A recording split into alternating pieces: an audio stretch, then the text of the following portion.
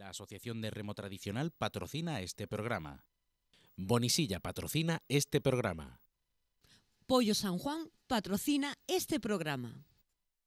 Buenas tardes, sean bienvenidos este lunes más, este lunes de patrimonio, con una tradición que es convocarnos en esta fecha, en este día primero de la semana. Ya saben que les decimos que los lunes no son malos, simplemente es la transición entre el fin de semana y todo aquello que nos queda por asistir en la semana. Por eso nosotros estamos para llevarles el patrimonio, la cultura, las tradiciones, todo aquello que tenga que ver con Málaga, que parta de Málaga o nos llegue a Málaga. Pero en esta ocasión vamos a hacer una ruta museística, aunque solo vamos a asistir, vamos a estar presentes en dos de los museos que tienen pinacotecas en Málaga, tanto el Revello de Toro como el Carmen Thyssen de Málaga. Así pues, hoy nos vamos a ir de ruta de museos con exposiciones temporales que se van a celebrar tanto en el Revello de Toro como una actividad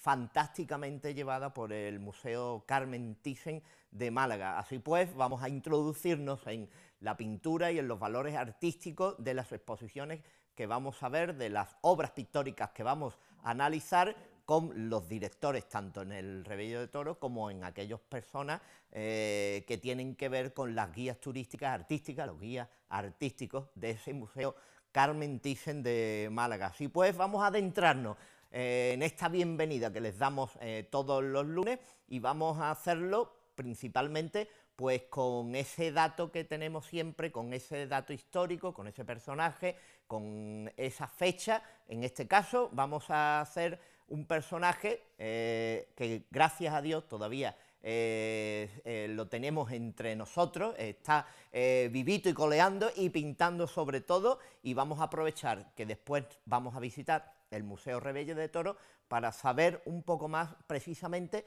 de la figura del pintor y del malagueño Félix Revello de Toro. Como bien se expone en las notas bibliográficas del Museo Félix Revello de Toro, nuestro personaje nació en Málaga el 11 de junio de 1926.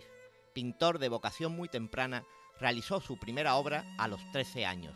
Con la ayuda del Ayuntamiento de Málaga, amplió sus estudios en la madrileña Escuela Superior de Bellas Artes de San Fernando, donde recibió clases de pintura de grandes maestros como Martínez Cubels e Ignacio Zuloaga.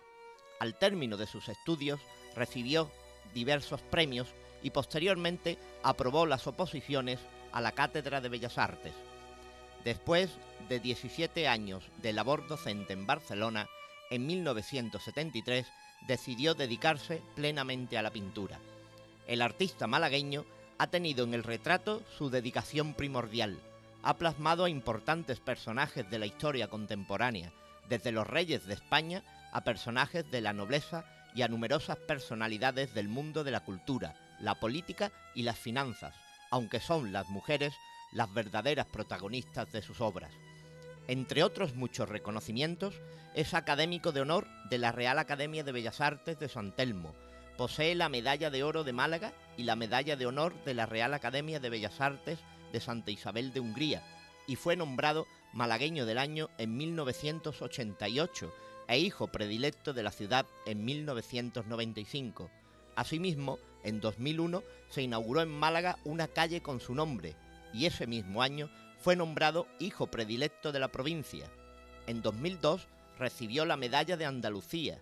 En noviembre de 2010 se inaugura el Museo Félix Revello de Toro en Málaga, conteniendo una colección de 132 obras del artista.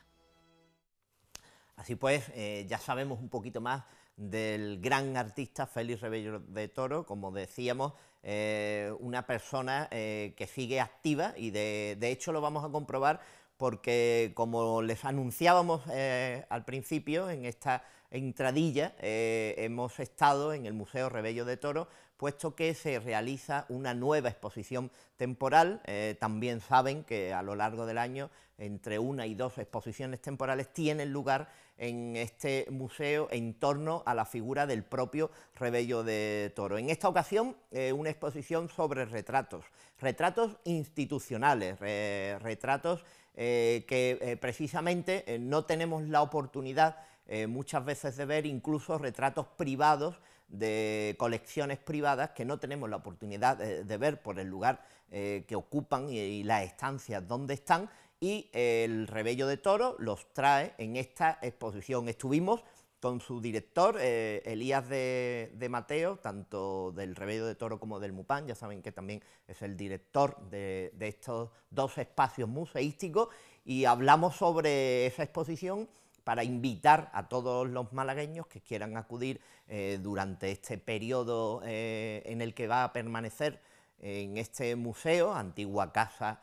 del genial Pedro de Mena, pues durante ese tiempo lo que van a poder ver y acercarse para saber qué se van a encontrar en esta nueva temporal de retratos. Así pues, dirijámonos hacia esas inmediaciones de Calle Cister, de la Catedral, y ese entorno del Museo Revello de Toro, para conocer más sobre esta nueva exposición temporal del artista malagueño sobre los retratos.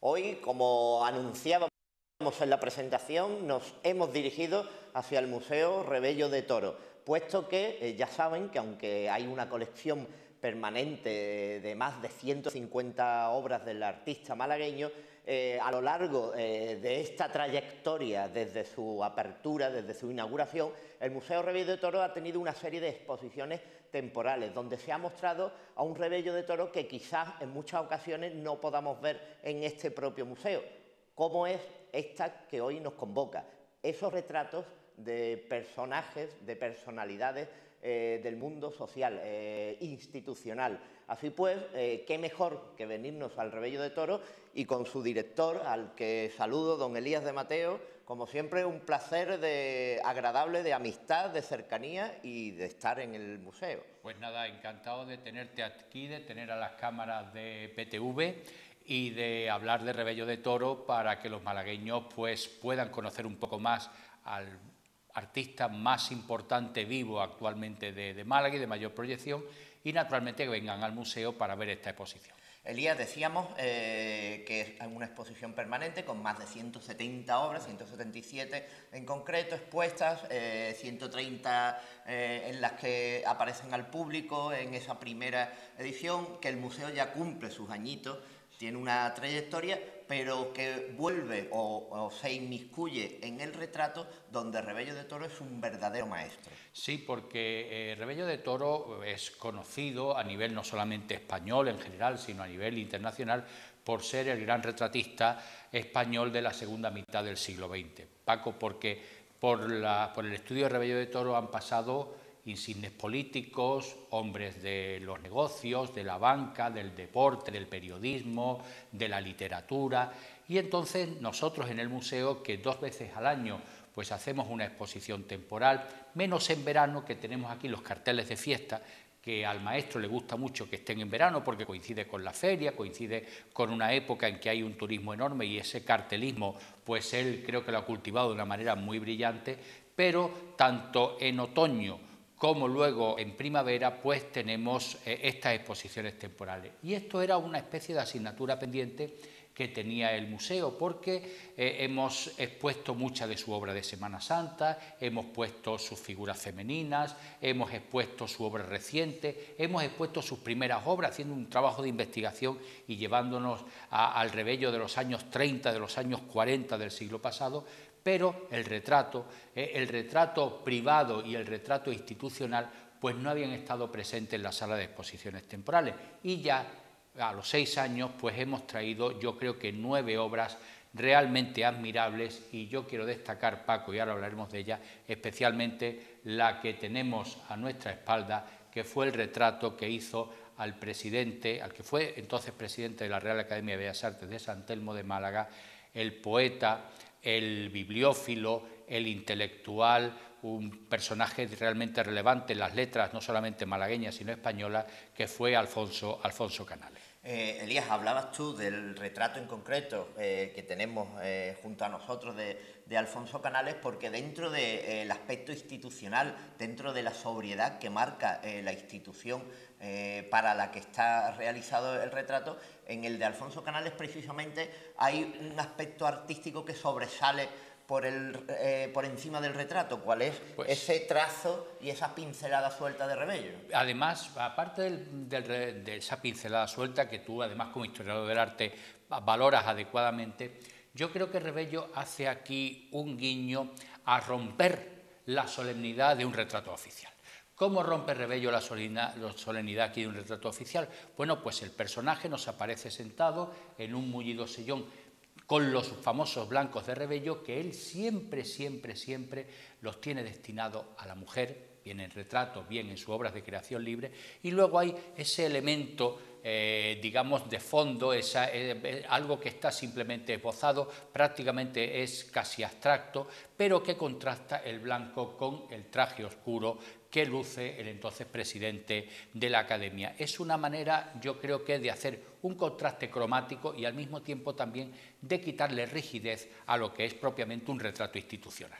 Ya sabemos que en la pose con los pintores, los retratos, todos piensan que hay una pose de horas y horas en el retrato, pero Rebello de Toros se inmiscuye e interacciona cuando está realizando el retrato de algún personaje. Bueno, yo lo he visto trabajar en su estudio de Barcelona hace pocos años, porque él sigue haciendo retratos. De hecho, acaba de terminar un retrato institucional importante para Málaga, y como decía aquel presentador del 1, 2, 3, y hasta aquí puedo decir, pero Rebello de Toro no suele tener al personaje sentado en una actitud rígida, sino que el personaje quiere que hable con él, que digamos, que se exprese en sus gestos, que se exprese en su mirada, que se exprese incluso que Rebello vaya captando a través de la conversación el interior, el alma del personaje, y es ahí una de las claves del éxito de Rebello de Toro. Es capaz de, como los grandes retratistas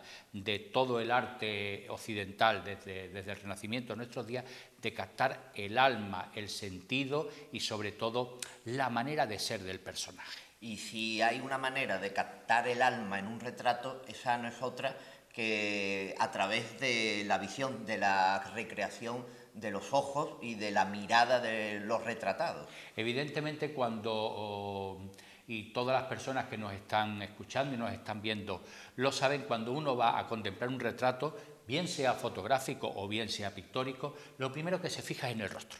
O sea, su mirada va directamente a la cara del personaje. Y luego, evidentemente, también a los ojos.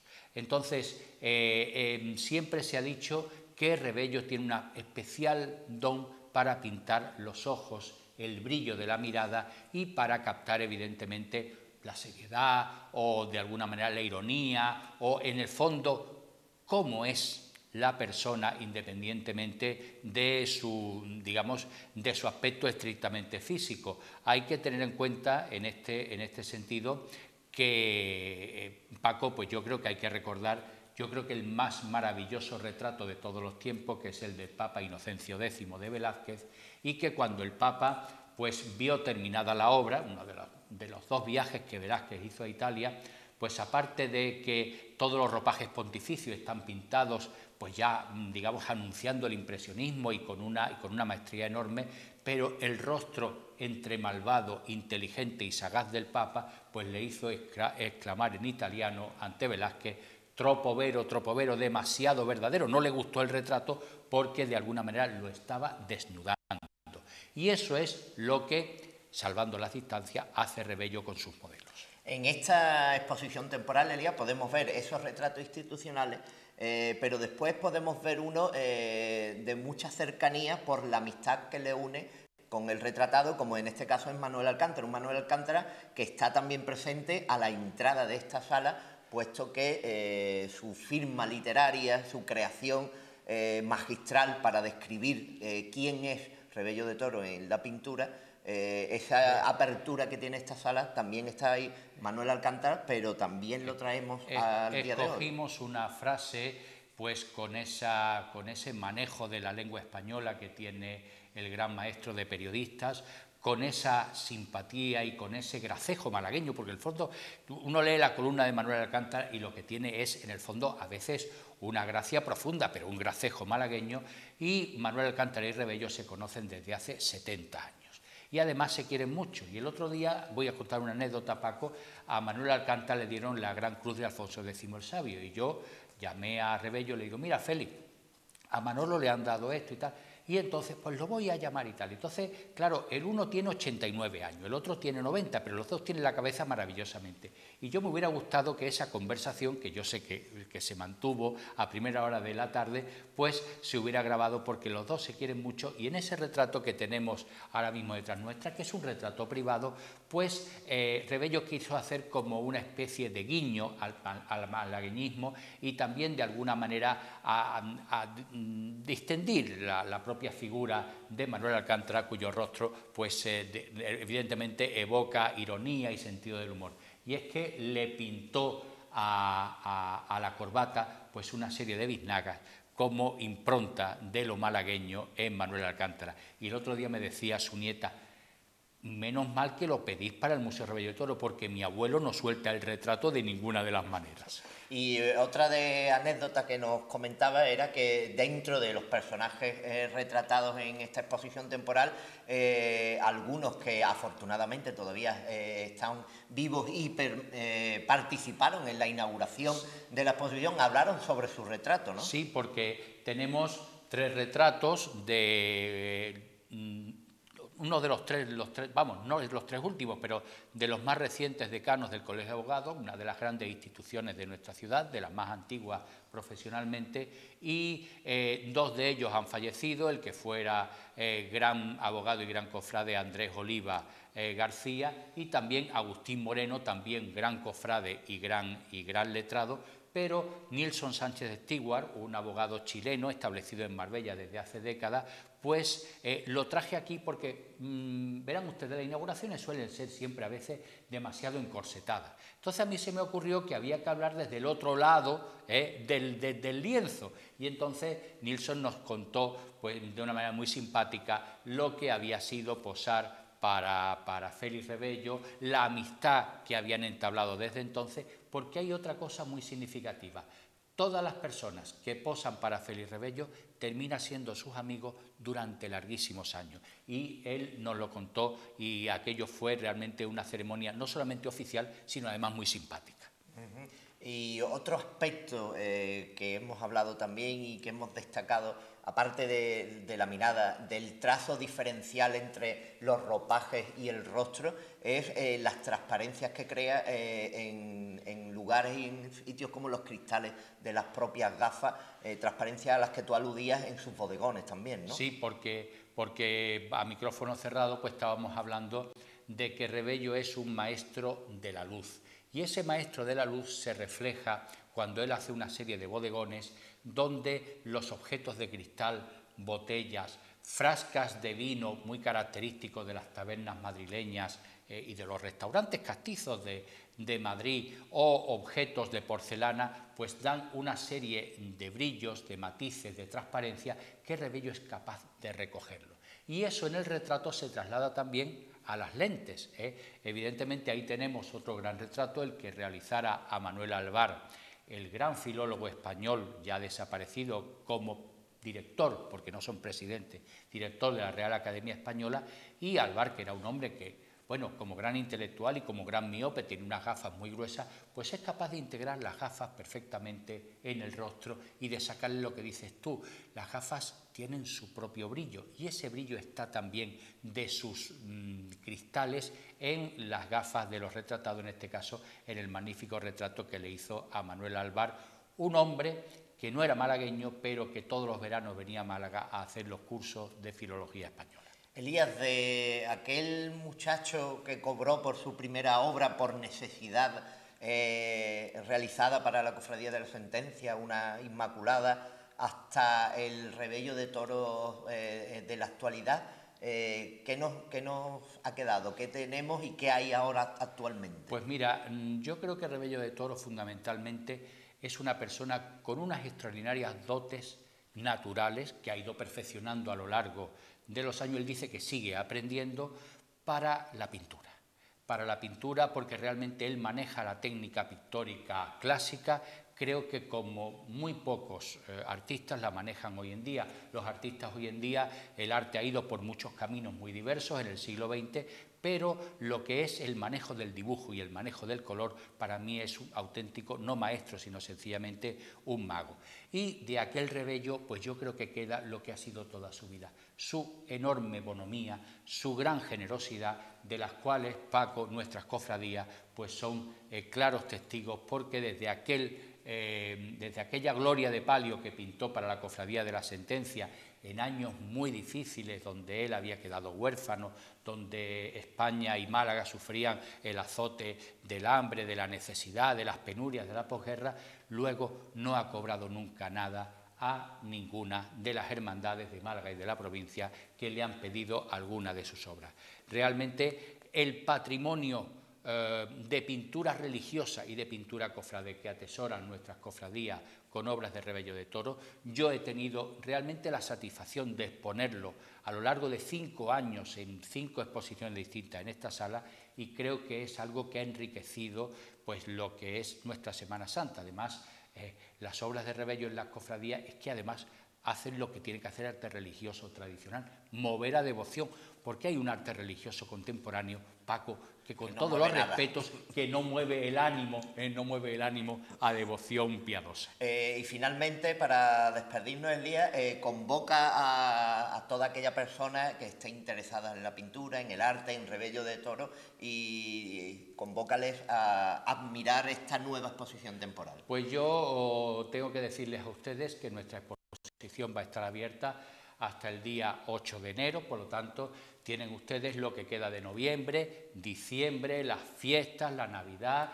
que en esta casa pues los mayores no pagan, los niños no pagan, y los que no son ni mayores ni niños, que están en esa edad intermedia, pues pagan solamente 2 euros, o sea que tampoco no es ninguna... Y los domingos por la mañana, hay que decir, pues tenemos visita libre, con lo cual si alguien quiere venir el domingo por la mañana, pues tampoco le cobramos. Y solamente quiero concluir diciendo que esta exposición se completa con otro retrato institucional importante, el que hizo al rector José María Martín Delgado, un retrato privado, el que realizara en 1970 al periodista y empresario Antonio Bueno, y una cosa muy singular, un retrato del alcalde de Badalona, que ustedes dirán, ¿y por qué está aquí? Pues porque su hijo tenía 2 copias, 2 versiones, y una de ellas tuvo la generosidad de donarla al museo, y lo hemos puesto en este conjunto de retratos oficiales.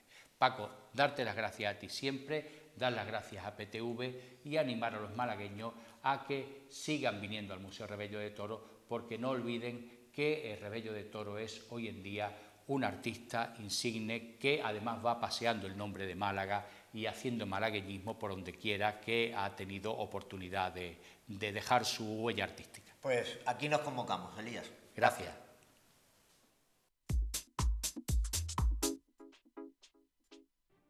La Asociación de Remo Tradicional organiza la Liga Provincial de Jávegas Diputación de Málaga, que se celebra en verano desde Vélez hasta Mijas.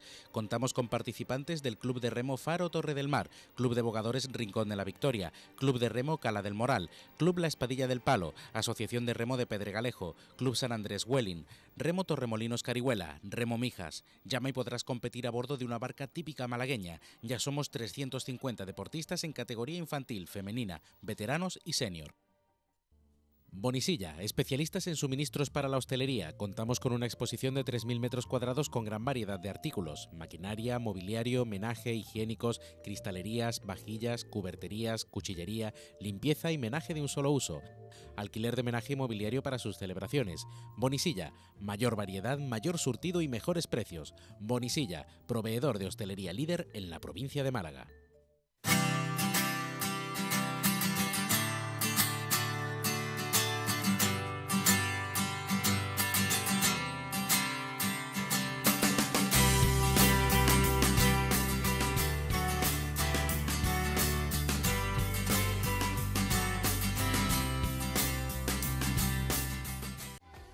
Pollo San Juan. Estamos en calle Herrería del Rey junto al Mercado Central. Abrimos de 10 a 9 y media. Festivos de 11 a 3 y media.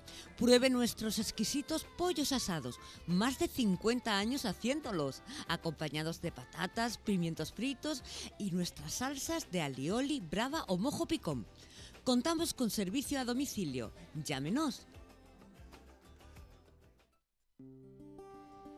Málaga, ¿cómo te quiero? Yo respeto el horario de depósito de la basura, de 21 a 23 horas.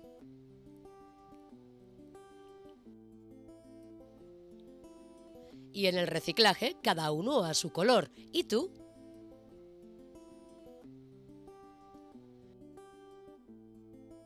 Cuido Málaga. Infórmate visitando nuestra web y nuestras redes sociales. Málaga funciona. Ayuntamiento de Málaga.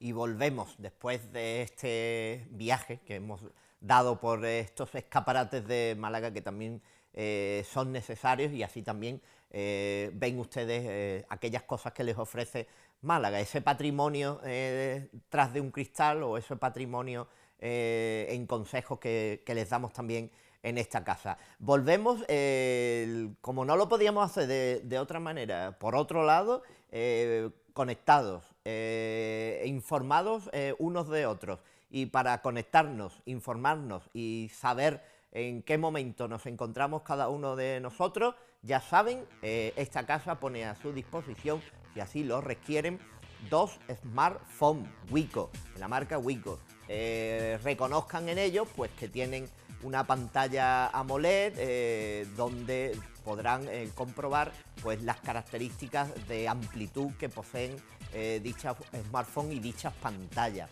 que tiene el sistema Android, el cual les va a permitir pues utilizar todos los elementos técnicos a su disposición para estar conectados, para estar comunicados a través de mensajería, para incorporar todas las apps que le harán la vida más fácil. Si quieren ir caminando en autobús, en coche, hacia un lugar, pueden bajarse aplicaciones que les van a indicar cómo llegar hasta el lugar, cuántos minutos van a echar en esa caminata, por qué calles tienen que dirigirse, qué tiempo van a utilizar en ese trayecto. Todas esas apps se las pueden bajar e incorporar a estos smartphones, que tienen también, por si ustedes los quieren así y lo solicitan, y como ya hemos hablado incluso en programa, que ahora hay una cámara donde hay un smartphone, y donde hay uno de nosotros con estos teléfonos inteligentes, pues hay una imagen y estamos conectados al día para incorporarla a las distintas plataformas que nos encontramos en internet. ¿Dónde pueden conseguirlo? Pues llamando al 1650, y un técnico de esta casa les atenderá, les explicará todas las características técnicas más ampliadas de las que yo les nombro, y podrán estar en contacto con este técnico para también conformar la forma de pago que quieren realizar, o en un solo pago o fraccionamiento de los mismos, para que les sea más leve la ingesta, en este caso, de saber que tienen en sus manos la alta tecnología que les proporcionan estos smartphones Wico, que esta casa pone a su disposición. Recuerden, llamando al 1650 tendrán todas las características técnicas, la forma de pago y cómo podrán adquirir estos terminales y que los tengan en su casa en el menor tiempo posible, a través también de la conectividad que les ofrece esta casa, puesto que ya saben que nuestra plataforma tiene unas magníficas conectividades en cuanto a internet, aparte de esa señal televisiva que todos los lunes nos pone en contacto con todos ustedes, con ese patrimonio y esta tradición que es estar aquí todos los lunes para enseñarles un poquito más de Málaga. Y si hablamos de Málaga y de enseñarles Málaga y de saber más de Málaga, hay una cosa que nos caracteriza. Mi ceceo no me lo puedo quitar del medio. Puedo simplificarlo, puedo dulcificarlo en algunas ocasiones, pero cuando me sale el ceceo, el malagueño, las palabras malagueñas, pues siempre estamos en contacto, porque la forma de hablar, de expresarnos, también es una identidad, algo que nos pone en el mapa, que nos identifica y que nos caracteriza. Así pues, hoy vamos a adentrarnos en esas palabras y en ese vocabulario malagueño con una forma de denominar una estructura o vivienda. Así vamos a hacerlo de la forma en que los vídeos nos proporcionan pues, las capacidades para saber de qué estamos hablando cuando hablamos en malagueño. Si decimos ancá, no nos referimos a extremidades de ranas o a ningún tipo de ser extraño. En Málaga es una palabra surgida de la unión de varias palabras que viene a expresar un lugar, refiriéndose a casa de o a la casa de. Aunque este vulgarismo hoy en día no se escuche mucho, sí perviven algunas expresiones sociales y como recuerdo de una palabra maldicha, cuando al ser preguntados por nuestro destino, nos pudiéramos referir como voy ancá Paco. Pues ya saben, esta es su casa, la de Paco, que es PTV, y la de los lunes, aunque ancá suene a un vulgarismo y haya que decir a casa de, no es el único territorio, no es el único lugar, Málaga, donde se utiliza esta terminología, esta palabra, ancá, y tampoco es solo Andalucía la que suele utilizar este término. Hay ancás por el norte de España y en otros lugares que le denominan pues a la estructura, a la vivienda, a la casa, esa ancá, y sobre todo es el simplificarlo de a casa de, y al decirlo muy rápido determinadas veces durante un tiempo, pues nos hemos quedado con palabras como esta. Que es la unión de varias preposiciones, varias palabras, y ancá, pues ya saben que es a casa de, que es muy utilizado y que todavía se puede escuchar en algunos lugares y en algunas zonas de Málaga también. Ese es nuestro vocabulario malagueño. Ya saben también que les hemos propuesto una visita museística. Hemos estado en el Revello de Toro con su director, con Elías de Mateo, acercándonos a la exposición temporal de retratos del artista malagueño. También nos hemos acercado a la figura del propio Revello de Toro como artista, como pintor y como personaje que ha trascendido a Málaga y que ha hecho de su pintura pues que esos pinceles también hablen de Málaga. Y ahora, en estos momentos, pues nos vamos hacia el otro lugar, que es el Museo Thyssen. Adentrémonos en el Thyssen con Julio Romero de Torres. Bueno, pues realmente la actividad lo que pretende es, como decía, poner en valor bueno, pues un conjunto de obras de Julio Romero de Torres que forman parte de esta colección permanente y que realmente representan etapas y obras verdaderamente interesantes, importantes, obras maestras, desde luego, del pintor cordobés. Este pretexto, el homenaje, el aniversario, nos ha servido para, pues como decía, poner en valor a partir de este programa de actividades que son tremendamente densas y que el museo diseña desde diferentes áreas para a amigos del museo, para público en general, y nos parecía desde luego una cita ineludible, la de aprovechar este aniversario para retomar y darle ese peso específico a estas obras tan singulares del maestro cordobés que siguen sorprendiendo día a día a todos los que nos visitan.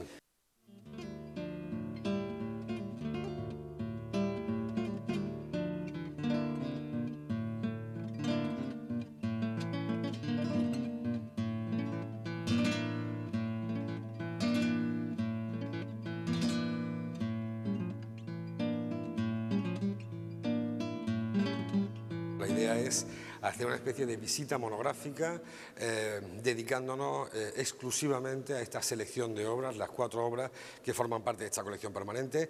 De hecho, es sin duda una de las figuras clave en nuestros itinerarios, en nuestras visitas guiadas, y desde luego obras como La Buenaventura forman parte de esa selección, obras maestras de la colección.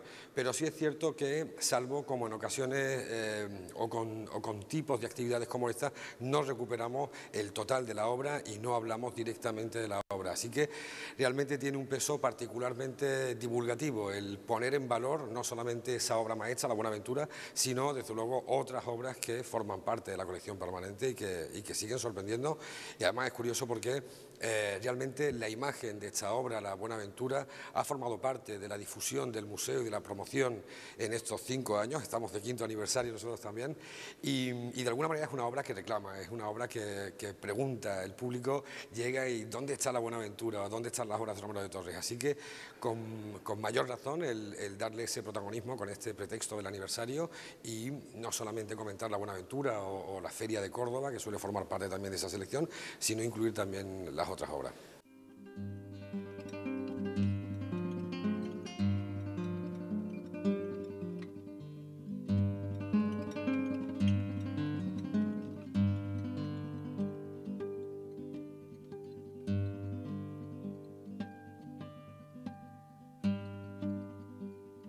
Sí que tenemos la suerte de que, bueno, la obra de Romero de Torres es tremendamente extensa, tremendamente compleja, pero también tremendamente atractiva. Y sí es cierto que las obras que conforman este grupo de Romero de Torres responden muy bien a diferentes etapas del artista, y podemos a través de ellas casi sin dificultad pues transmitir esa idea transversal, global, de la mirada de Romero de Torres. Romero de Torres realmente, a pesar de lo complejo, de lo iconográfico, de su técnica, de su personalidad, sí que es cierto que podemos clasificarlo relativamente fácil, con etapas muy concretas, con constantes muy permanentes, si me permite la expresión, en su obra. Y es cierto que el amor, el desamor, la ciudad de Córdoba, el mito de la mujer morena, el flamenco, la copla, forman parte de esa poética en Romero de Torres.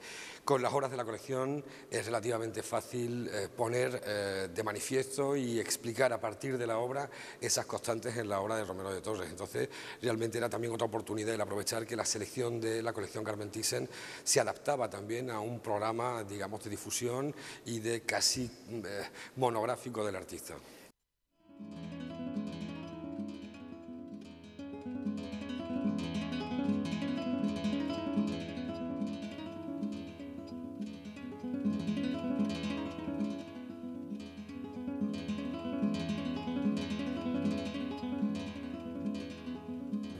Realmente, como comentaba, las constantes en Romero de Torres son muy evidentes, y aunque yo soy de la opinión que Romero de Torres, y en eso la colección Carmen Thyssen, el Museo Carmen Thyssen, creo que fueron pioneros en comenzar con esa relectura de un artista tremendamente singular, bohemio, moderno, absolutamente adelantado a su tiempo, con una introspección realmente maravillosa, con un simbolismo absolutamente relevante. Sí es cierto que todas esas constantes están con mayor o menor intensidad reflejadas en estas obras de la colección Carmen Thyssen, y particularmente incidiendo en esa especie de no relectura exactamente, pero sí una nueva óptica de un artista bohemio, moderno, como digo, adelantado a su tiempo y vinculado a un simbolismo que pone de manifiesto aspectos como la cultura gitana, la raza gitana, la copla, el flamenco, aspectos que han tenido lecturas más o menos denostadas o más o menos tipificadas dentro de un tipismo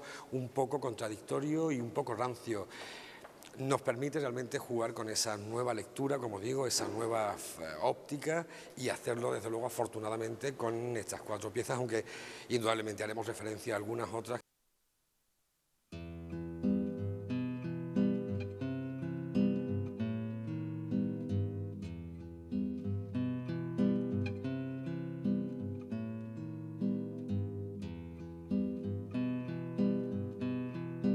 Yo creo que es quizá el aspecto más importante de la obra de Romero de Torres y quizá lo más revelador. Es cierto que en Romero de Torres, y en algunas de sus obras, la vinculación con clásicos, y hablo de Rafael, hablo de clásicos del Renacimiento y hablo, por supuesto, de algunos coetáneos, de alguna manera resulta particularmente evidente. Quizá eso sea lo que más se aleje, pero también lo que más se acerque con el gran público, y era algo que de alguna manera participó en la vida de Romero de Torres. Romero de Torres fue tremendamente admirado por todos los grandes intelectuales y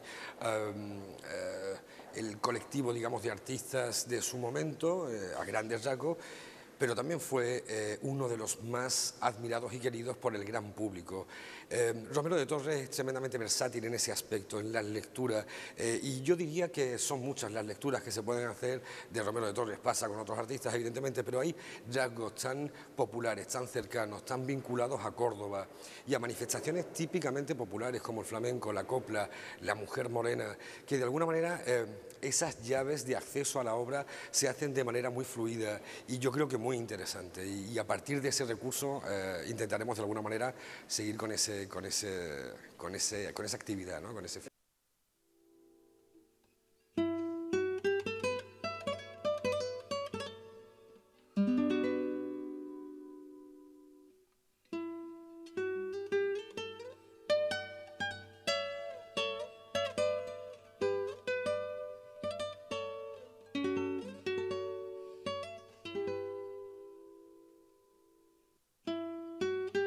Realmente es sorprendente. Quizá en ese sentido la historia del arte se sigue enseñando de una manera muy lineal, de una manera excesivamente cronológica, pero siempre con esa linealidad.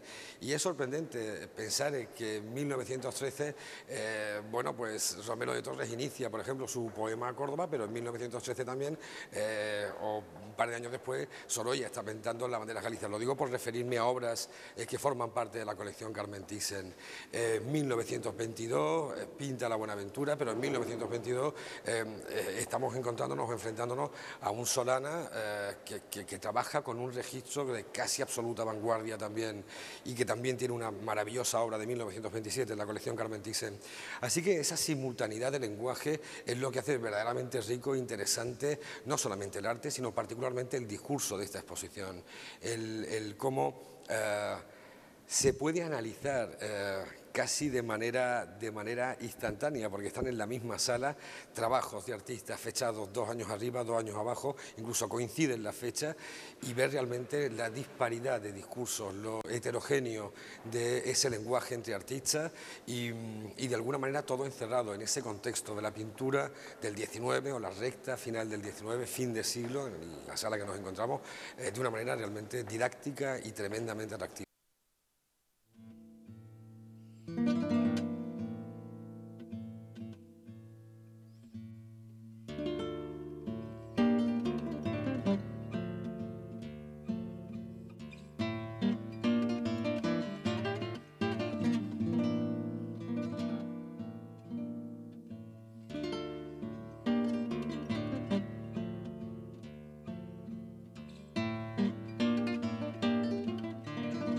No puedo evitar recordar la gran exposición sobre Julio Romero de Torres del mito y la tradición, una exposición absolutamente, yo creo que sin precedentes, una exposición que solo tiene buenos recuerdos, yo creo que para todo el equipo y para todos los que trabajamos en el Museo Carmen Thyssen, récord de visitantes y desde luego un maravilloso puente que se estableció de nuevo con Córdoba.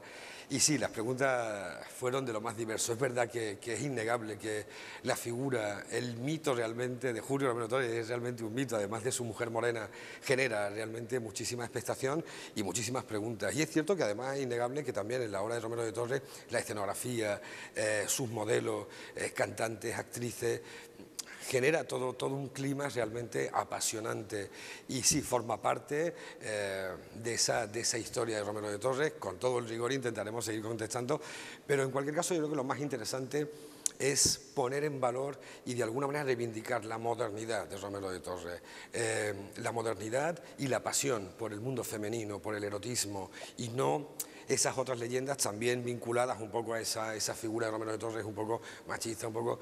Yo creo que realmente eso es lo que me parece más interesante de estos nuevos discursos o de estas nuevas lecturas o acercamientos de la obra de Romero de Torres.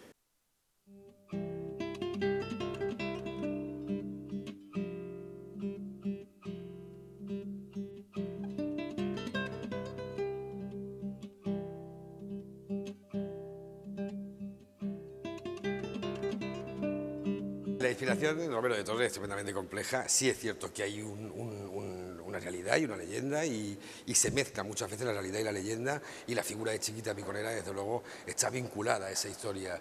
Romero de Torres se relacionó con la intelectualidad también y se relacionó desde luego con grandes cantantes, retrató a grandes figuras de la canción y de la copla española, retrató también por supuesto a personalidades de la burguesía. Realmente el discurso y la producción es tremendamente amplia y tremendamente heterogénea.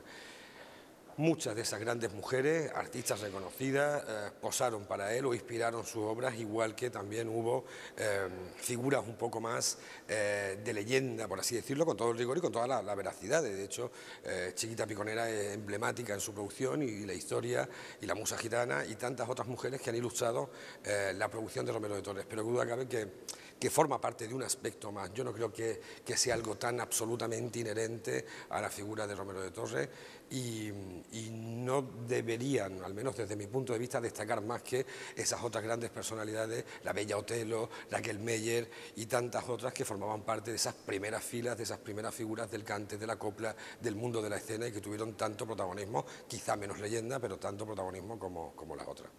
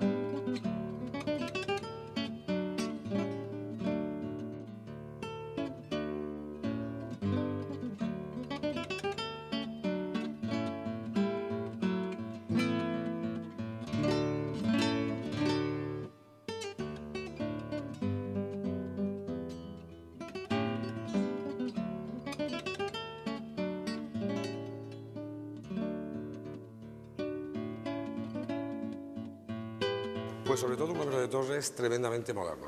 Un Romero de Torres que se acercó al mundo que le tocó vivir, por supuesto, pero que también fue capaz de recrear un mundo femenino, tremendamente sensual, tremendamente erótico, un hombre tremendamente adelantado a su tiempo y tremendamente cinematográfico. A veces he pensado, ¿y si Romero de Torres hubiera sido director de cine? Tuve la oportunidad de hablar con Pablo Berger y su película Blancanieves y todo ese universo que tanto le sirvió a Pablo y que de alguna manera recreó a partir precisamente de esa iconografía. Un bohemio, un vividor, en el buen sentido de la palabra, y un absoluto enamorado de Córdoba, de su profesión y del arte en general. Un amante de la literatura, de la poesía, de la música, algo que le inculcó su padre también. Así que con esas pinceladas me daría más que satisfecho, desde luego.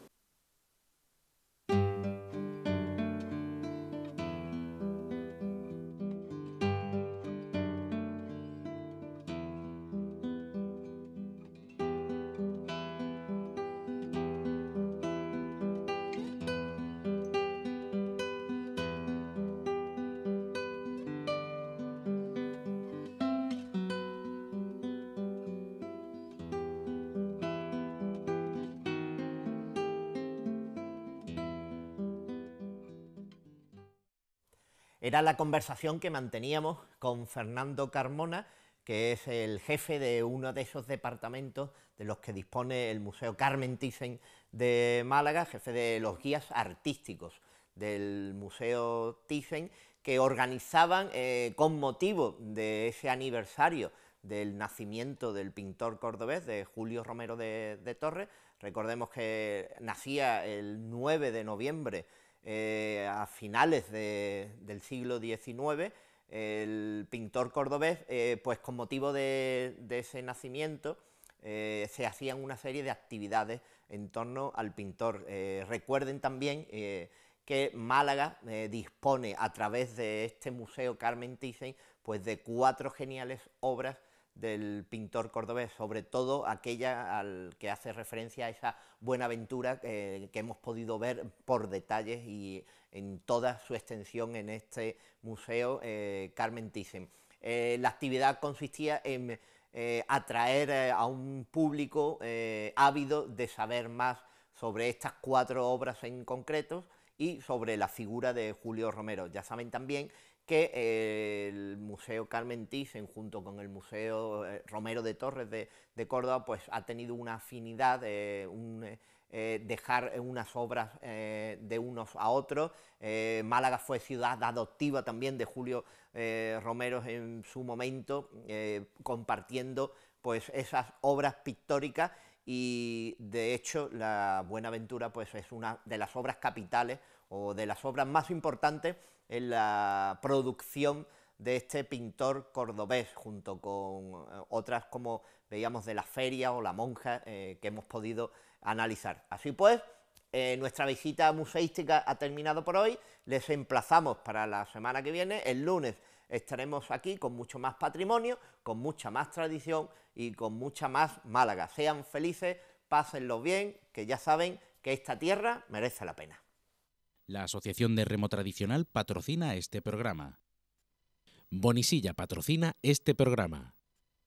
Pollo San Juan patrocina este programa.